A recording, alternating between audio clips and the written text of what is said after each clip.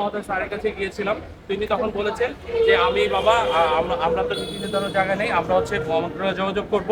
মন্ত্রণালয় হচ্ছে আমাদের যে বিশেষ সহকারী স্বাস্থ্যে আছেন Saidul sir, professor doctor Saidul sir আছেন, তার বরাবর উনি বলেছেন একটা শিডিউল করে দিবেন। এটা গতকালকে করার কথা ছিল, পরশুদিন যখন আমরা তার কাছে কথা সেই আমাদেরকে সেই আশ্বাসটা দিয়েছেন। আমরাও সবাই সকলে রেডি ছিল, আমাদের টিম রেডি ছিল, স্যারের সাথে গতকালকে আমরা কথা বলবো। কিন্তু আজকে পর্যন্ত এই ডিজি প্রশাসনে কেউ আমাদেরকে এই বিষয়ে কোনো রকম যোগাযোগ করেনি।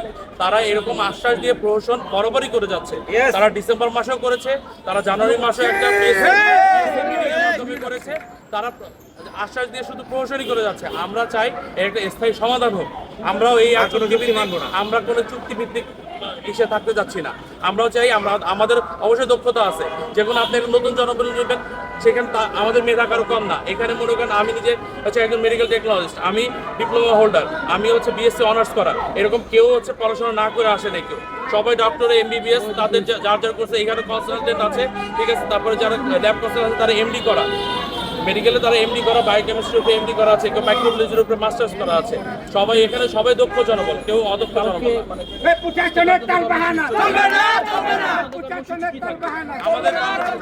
আমাদের কর্মসূচি আমরা এইভাবে বলবৎ রাখবো যতক্ষণ পর্যন্ত প্রশাসন থেকে আমাদেরকে যথাযথ আশ্বাস এবং লিখিত আশ্বাস না দিচ্ছে যে আমাদের চাকরিতে স্থায়ীকরণের ব্যবস্থা তারা করতেছে।